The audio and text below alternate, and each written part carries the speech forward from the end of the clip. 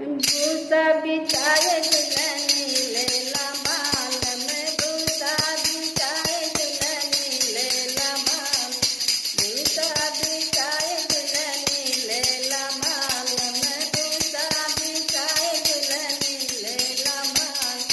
भूसा बिछैन बैल का खैन भूसा बिछैन बैल का खैन बैलों के बेटी दुल्हनी लेला बाल में बैलों के बेटी दुल्हनी लेला बाल बैलों के बेटी दुल्हनी लेला बाल